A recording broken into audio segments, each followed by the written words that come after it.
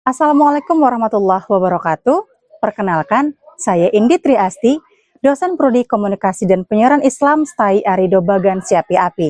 Saya mengampu mata kuliah Sosiologi Komunikasi. Dan saya juga merupakan peserta PKDP tahun 2026 PTP UIN Suska Riau. Assalamualaikum warahmatullahi wabarakatuh. Gimana? Sehat? Masih fokus? Masih semangat? Oke, saya ingin melihat sejauh mana semangat dan fokus kalian di waktu pagi menjelang siang ini. Oke, kalau gitu coba gerakin tangannya. Oke, gerakin tangannya. Dengarkan instruksi saya. Kalau saya bilang tepuk satu, maka kalian tepuk satu. Kalau kalian tepuk dua, maka tepuk dua. Kalau saya katakan tepuk tiga, maka tepuk tiga. Tapi kalau saya katakan tidak tepuk, maka tidak tepuk. Oke? Oke. Kita mulai. Tepuk satu. Tepuk tiga. Tepuk dua. Tidak tepuk? Tepuk dua. Dan baik, aplaus untuk kita semua. Baik, saya absen dulu ya. Inara Narya Manahla. Oke. Juanda, hari ini kita akan membahas mengenai efek media terencana dan tidak terencana dalam pendekatan komunikasi. Nah, adapun sub CPMK atau capaian pembelajaran mata kuliah yang harus kalian dapat dari perkuliahan ini adalah tuh. Nah, mahasiswa diminta mampu untuk menganalisis perbedaan efek media massa terencana dan media tidak terencana terhadap apa? Aspek kognitif, afektif, dan konatif halayak dalam pendekatan komunikasi. Oke, maka mari dulu kita sama-sama saksikan video berikut ini.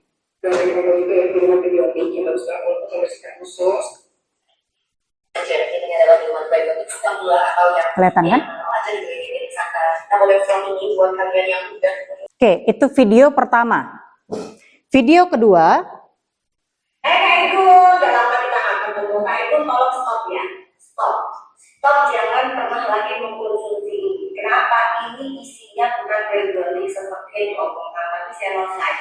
Kita sudah lihat dua video yang membahas tentang satu produk, yaitu apa? Lencir. Produk kecantikan lencir punya siapa? Michelle Halim. Seorang wanita yang membranding dirinya adalah seorang entrepreneur dan entertainer dengan jargonnya waktu itu yang sangat viral apa? Selain donatur dilarang ngatur. Nah, itu dari dia. Nah, ini sesungguhnya mengingatkan saya tentang penelitian pernah saya lakukan tentang bagaimana efek media terhadap ekonomi masyarakat. Dari hasil penelitian itu tuh didapat bahwa memang ketika kamu memiliki personal branding yang baik, ditambah dengan tepat waktu kamu melakukan posting produk kamu, nah itu akan memberikan peluang pada konsumen untuk semakin besar membeli produknya kamu. Nah, di video kedua itu ada seorang dokter,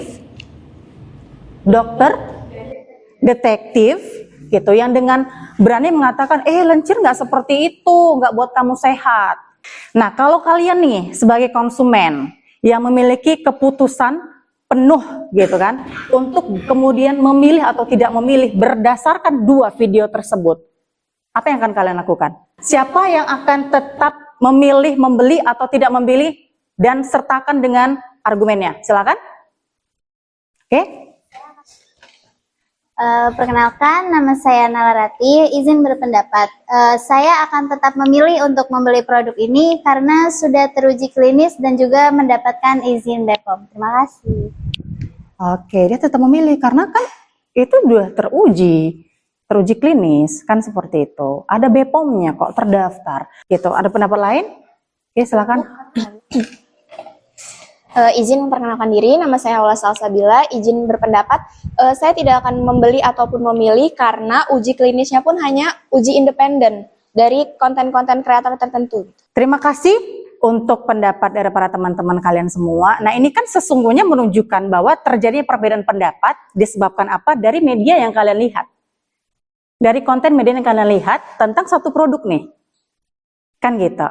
Nah, untuk membahas mengenai lebih dalam lagi tentang bagaimana sih efek media terencana dan tidak terencana dalam pendekatan komunikasi, maka saya akan membagi kalian dalam 4 kelompok. Dan silakan kalian nanti bahas lebih dalam lagi dan kemudian akan kita diskusikan. Baik, silakan lakukan diskusi. Saya berikan waktu selama 20 menit. Coba diskusikan tentang apa itu efek media terencana dan tidak terencana.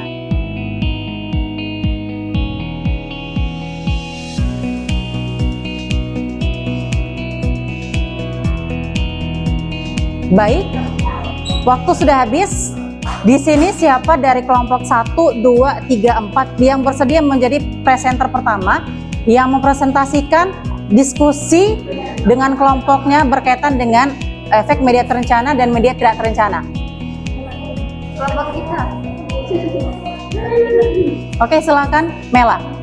Baik Ibu, izin menyampaikan hasil diskusi dari kelompok kami tentang efek media terencana. Jadi salah satu efek media terencana itu adalah efek konatif, yaitu media yang sengaja dibuat dan dirancang dapat mempengaruhi perilaku halayak sehingga bisa mendorong seseorang untuk melakukan tindakan tertentu seperti membeli produk. Jadi, hasil dari diskusi kelompok kami, efek media tidak terencana adalah dampak yang muncul dari halayak, dari pesan yang tidak sengaja dan tidak dikontras serta tidak dibayar dari sumbernya. Misalnya berita-berita viral dan sekarang masih banyak orang-orang yang FOMO dan pengen membeli produk itu tapi tidak tahu dampak negatifnya apa. Terima kasih untuk penjelasan.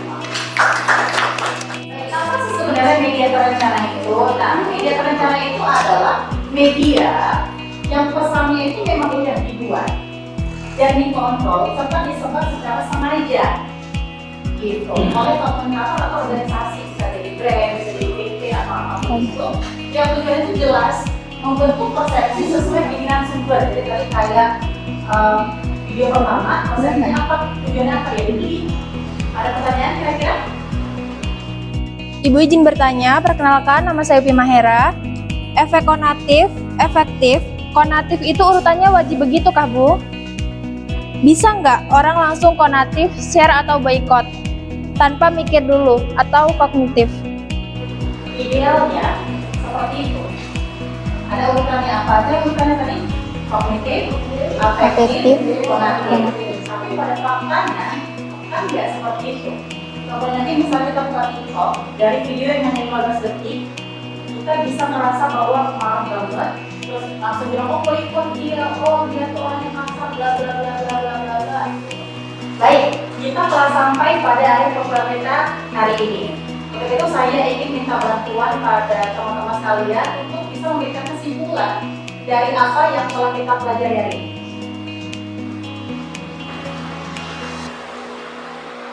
Oke, jadi kesimpulannya, efek media terencana kuat pada aspek kognitif untuk membangun kesadaran. Sementara efek media tidak terencana kuat pada aspek efektif dan konatif untuk membangun kepercayaan dan tindakan. Sehingga pendekatan komunikasi efektif di era digital adalah mengintegrasikan keduanya secara sinergis, bukan memilih salah satunya. Sekian, terima kasih. Baik, terima kasih untuk kesimpulannya. Baik, saya juga membutuhkan bantuan untuk bisa menceritakan tentang pengalaman atau refleksi diri yang bisa kalian dapatkan setelah adanya perkuliahan ini. Siapa yang bersedia? Saya Bu. Izin Bu, refleksinya setelah mempelajari materi ini, saya jadi mampu menganalisis mekanisme kerja media, menjadi audiens yang kritis dan menjadi komunikator yang strategis. Dan materi ini juga menyadarkan kita bahwa komunikasi bukan sekedar transmisi pesan atau arah yang mekanistis, melainkan sebuah ekosistem yang hidup, dinamis, dan terkadang tidak bisa diduga. Baik, terima kasih. Ya, harus sama-sama kita pahami juga bahwa sesungguhnya materi kita ini berkaitan dengan surat Al-Hujurat ayat 6, di mana kita diminta untuk senantiasa bertabayun tentang berita apapun yang sampai ke kita. Baik, sekian perkuliahan kita pada hari ini. Saya ucapkan terima kasih untuk semua partisipasi dan keaktifannya. Dan saya mohon maaf untuk segala kekurangannya. Wabillahi taufiq wal hidayah. Assalamualaikum warahmatullahi wabarakatuh. Waalaikumsalam.